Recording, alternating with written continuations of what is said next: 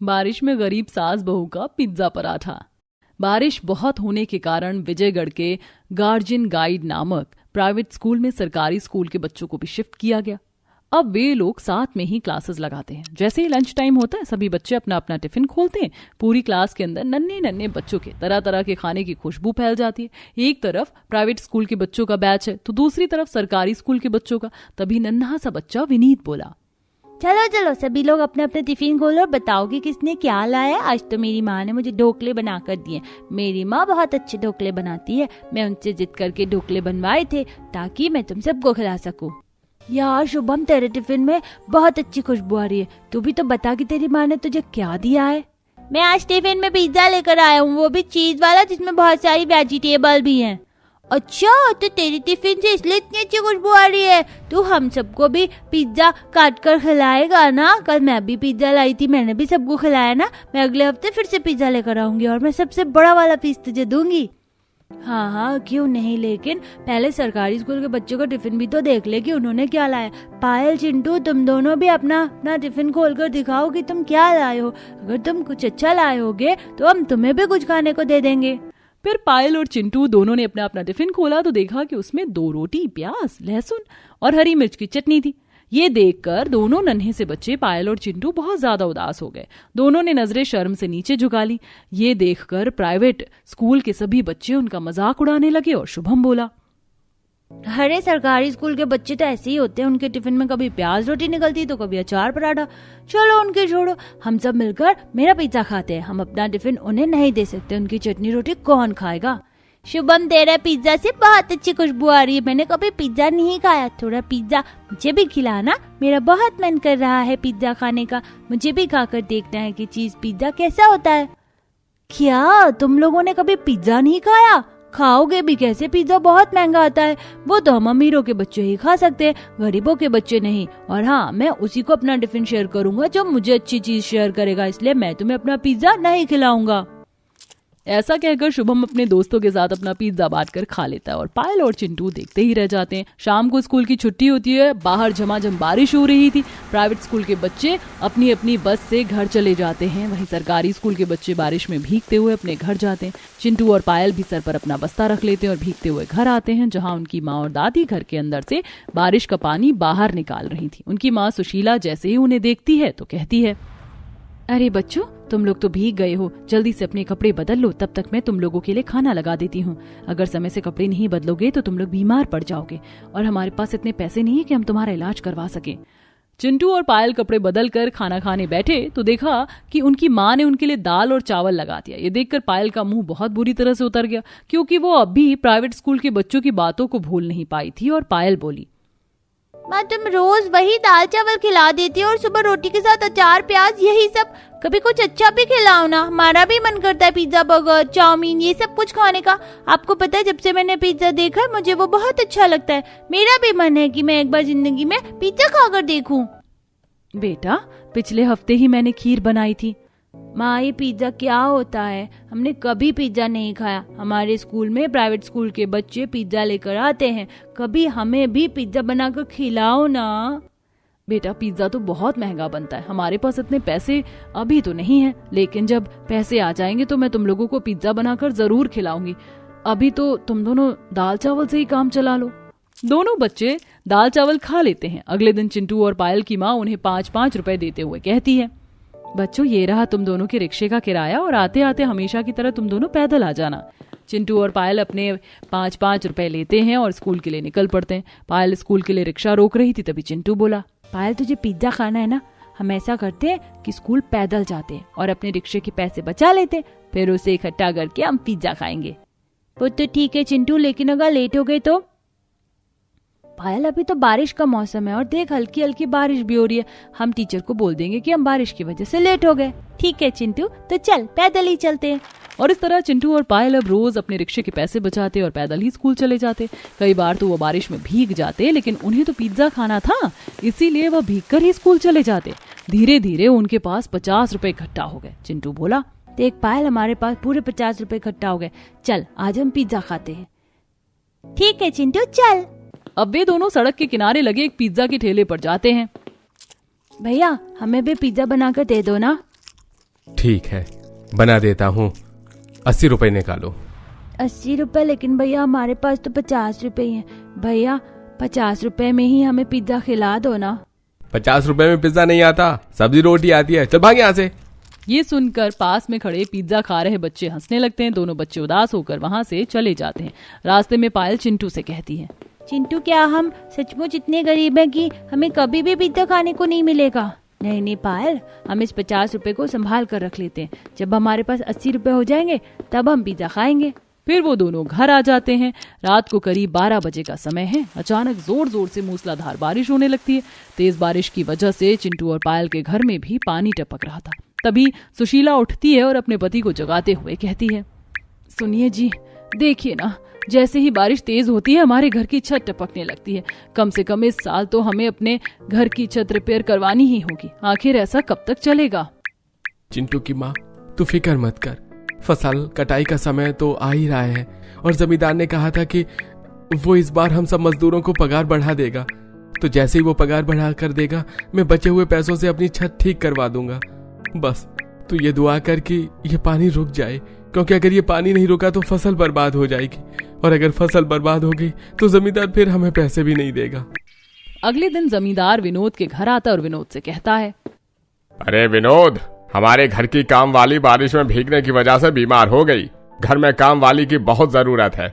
मैं कह रहा था कि तू अपनी पत्नी को मेरे घर काम पर लगा दे, उससे तुझे 4 पैसे ज्यादा मिल जाएंगे और हमारा भी काम चल जाएगा। ठीक है जमींदार जी, मैं अपनी पत्नी से बात करके बताऊंगा।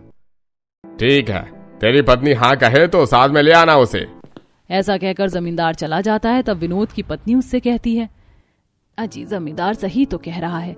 आखिर मैं घर में बैठी रहती हूँ, जमींदार के यहाँ काम करूंगी तो 4 पैसे आएंगे। हाँ बेटा, बहू सही कह रही है। तू उसे जमींदार के यहाँ काम पर लगा दे, कम से कम कुछ पैसे आएंगे तो घर की छत तो रिपेयर होगी। और फिर अगले दिन से विनोद की पत्नी जमींदार के यहाँ काम पर लग जाती है। विनोद की पत्नी किचन में खाना बना रही थी। तभी जमींदार की पत्नी कमला वहां आई और बोली, सुशीला, मेरी बेटी को पिज्जा खाना है। सारा सामान फ्रिज में है और नीचे ड्रॉअर में रखा है। तू जरा मेरी बेटी के लिए पिज्जा तो बना दे। मालकिन, मैं पिज्जा तो बना दूंगी, लेकिन मुझे तो पिज्जा बनाना आता ही नहीं है। अच्छा, ये ले मेरा फोन, इसमें से तू पिज्जा की रेसिपी देखना और पिज्जा बना देना। ठीक है मालकिन, मैं बना देती हूँ।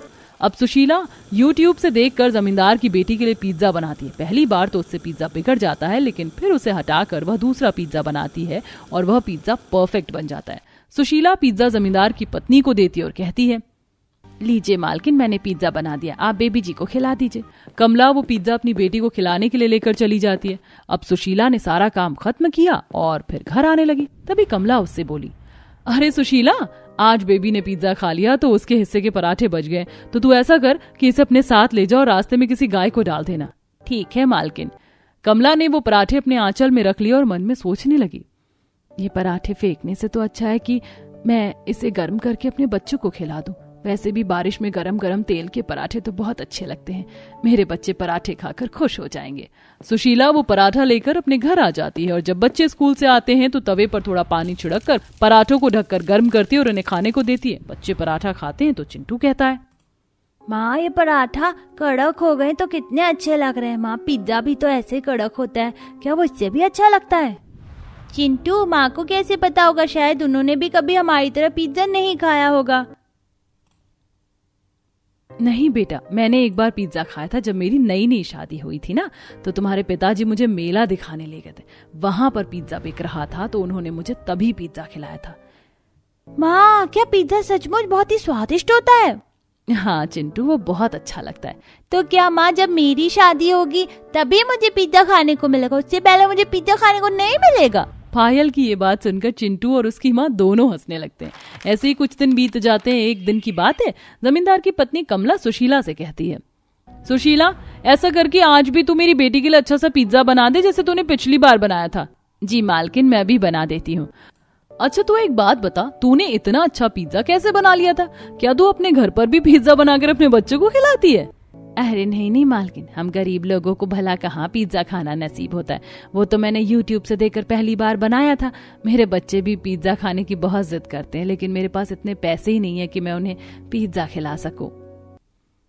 अच्छा, तू आज ऐसा करना कि आज जब तू बेबी के लिए पिज्जा बनाएगी ना, तो पिज्जा का बचा हुआ सामान अपने घर ले जाना। ठीक है मालकिन, आपका बहुत बहुत धन्यवाद। अब शाम को सुशीला देखती है कि पिज्जा बेस खत्म हो गया था, लेकिन पिज्जा बनाने का बाकी सामान रखा हुआ था और साथ में कुछ बचे हुए पराठे भी रखे थे। सुशीला वो सारा सामान उठाकर रख लेती है और अपने घर आ जाती है। उसके बच्चे उसे देखकर बहुत खुश हो जाते हैं। तब सुशीला अपने बच्चों से कहती है, बच्चों तुम लोगों को पिज्जा खाना है ना, आज मैं तुम लोगों को पिज्जा खिलाऊंगी। माँ क्या तुम सच कह रही हो? क्या तुम सच में हमें पिज्जा खिलाओगी? लेकिन पिज्जा बनाने का सामान तो बहुत महंगा आता है, वो कैसे आएगा? वो मैं अपनी मालकिन के यहाँ से लाई हूँ, बस तुम लोग देखते जाओ। अब सुशीला ने सारा सामान निकाला, चूल्हे पर तवा रखा, पानी की कुछ छींटे मारी और पराठों को गर्म करके कड़ा किया। उसके बाद उसमें अलग अलग तरह की सॉस लगाई, सब्जियां रखी और ऊपर से चीज घिस के डाली और ढक कर पका लिया। थोड़ी ही देर में पिज्जा पराठा बनकर तैयार हो गया। सुशीला ने चाकू से ही उसके स्लाइस काटे और अपने बच्चों को खाने को दिए। बच्चों ने पिज्जा पराठा खाया तो उन्हें वह पिज्जा बहुत अच्छा लगा। तब तक सुशीला के पति और उसकी सास भी वहां आ गई। उन्हें देखकर पायल बोली, पिताजी दादी आ गए, आप लोग देखिए, आज तुम्हारे पिज्जा पराठा बनाया और बहुत ही स्वादिष्ट बनाया, आप लोग भी खाइए ना। तब तक सुशीला उन दोनों को भी पिज्जा पराठा दे देती है। दोनों रोटी पिज्जा खाते हैं और सुशीला की सास कहती है, अरे बहू, तूने तो बहुत ही स्वादिष्ट रोटी पिज्जा बनाया है। हाँ सुशीला, तुम्हारा पिज्जा पराठा तो सचमुच बहुत ही स्वादिष्ट लग रहा है। और लीजिए ना आप। नहीं सुशीला, आज मेरा खाना खाने का मन नहीं कर रहा। क्या बात है जी, मैं देख रही हूँ कि आज आप बहुत परेशान दिखाई दे रहे हैं। क्या बताऊं सुशीला, इस लगातार बारिश ने तो हम मजदूरों का बेड़ा ही गर्क कर रखा है। बारिश रुकने का नाम नहीं ले रही और जमींदार की सारी फसल बर्बाद हो गई है, इसलिए उसने हम मजदूरों को काम से भी निकाल दिया है। अब समझ नहीं आ रहा कि हमारे घर का खर्चा कैसे चलेगा। हाँ जी, परेशानी तो है, लेकिन कोई बात नहीं, मैं तो काम पर जाती हूँ ना, कुछ दिन हम मेरे ही पैसों से काम चला लेंगे। नहीं सुशीला, अब तू भी काम पर नहीं जा पाएगी। उनकी जो नौकरानी बीमार थी वो वापस आ गई है, इसलिए जमींदार की पत्नी ने कहा है कि कल तू जाकर वहां अपना हिसाब कर लेना। उसके बाद उन्हें तेरी जरूरत भी नहीं है। बेटा, ये अमीर लोग तो ऐसे ही मतलबी होते हैं, जब तक इनका मतलब होता है तभी तक तुम्हारी पूछ करते हैं, जैसे ही उनका मतलब खत्म हो जाता है वो तुम्हें अपनी जिंदगी से निकाल कर फेंक देते हैं। लेकिन तुम लोग चिंता मत करो, भगवान जी सब ठीक कर देंगे। वो तो ठीक है माँ जी, लेकिन अगर हम दोनों ही काम पर नहीं जाएंगे तो हम खाएंगे क्या और हमारे घर का खर्च कैसे चलेगा? बच्चे भी अपने माता पिता और अपनी दादी को परेशान देख रहे थे। तभी पायल बोली, माँ, आपने इतना अच्छा पिज्जा पराठा बनाया, आप इसे बनाकर बाजार में क्यों नहीं बेचती? हाँ माँ, पायल सही कह रही है, पिज्जा बहुत महंगा होता है, हम गरीब कभी पिज्जा नहीं खा सकते, लेकिन अगर आप पिज्जा पराठा खाओगी और उससे सस्ता बेचोगी तो हम जैसे गरीब लोग भी पिज्जा खा पाएंगे और इस तरह आपका पिज्जा पराठा अच्छा बिकेगा। अरे नहीं नहीं बेटा, घर में पिज्जा पराठा बनाना अलग बात होती है और बनाकर बेचना अलग बात होती है। बहू, बच्चे सही तो कह रहे, एक बार कोशिश करने में क्या बुराई है। हाँ सुशीला, माँ सही कहती है, तुम्हें एक बार कोशिश करके जरूर देखनी चाहिए। आप लोग इतना कह रहे हैं तो ठीक है, मैं कल जमींदार जी के यहाँ जाकर अपना हिसाब कर लेती हूँ और पैसे ले आती हूँ, और जो पैसे उनसे मुझे मिलेंगे उन्हीं पैसों से मैं पिज्जा पराठा का सारा सामान खरीद लूंगी और मैं कल से ही पिज्जा पराठा का ठेला लगाना शुरू करती हूँ।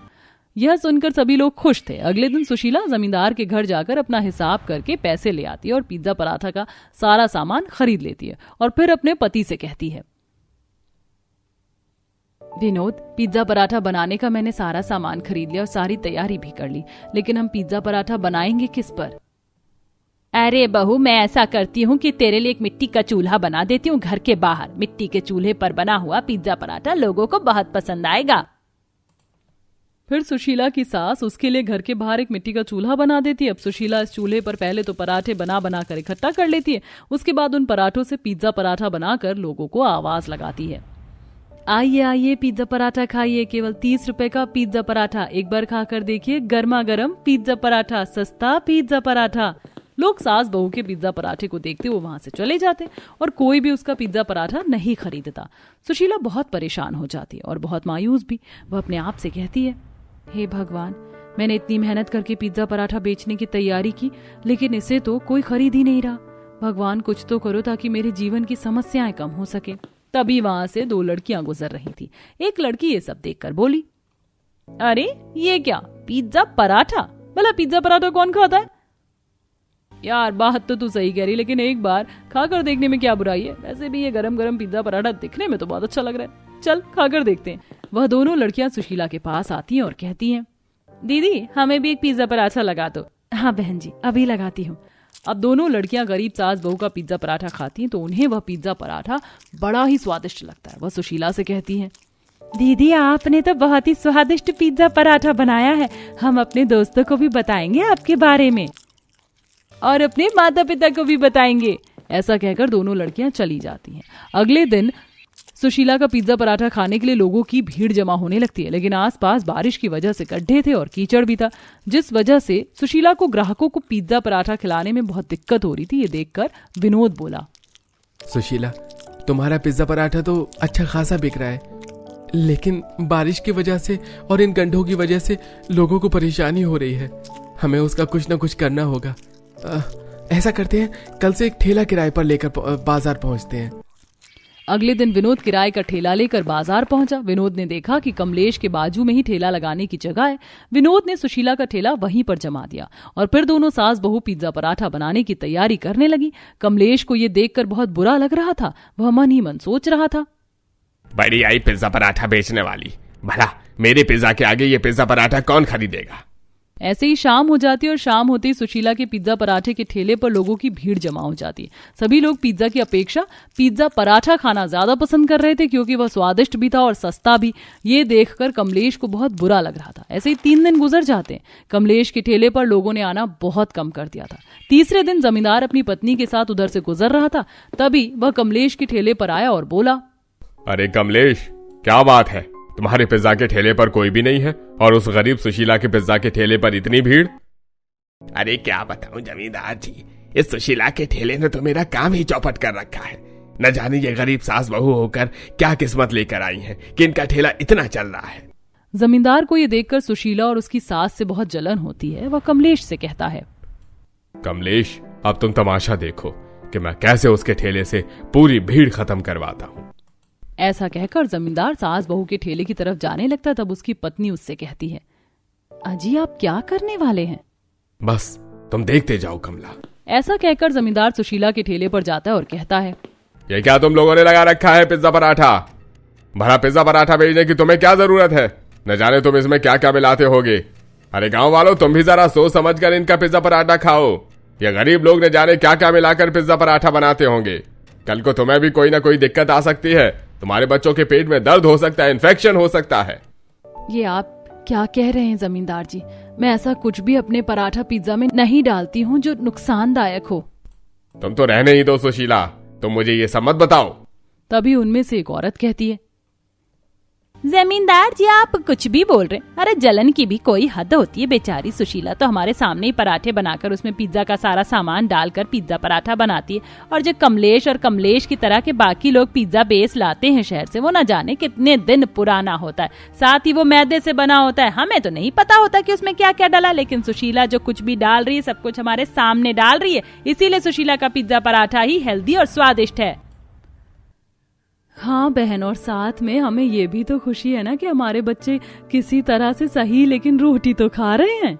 सभी गांव वाले उसकी हाँ में हाँ मिलाते। बेचारा जमींदार शर्मिंदा हो जाता है।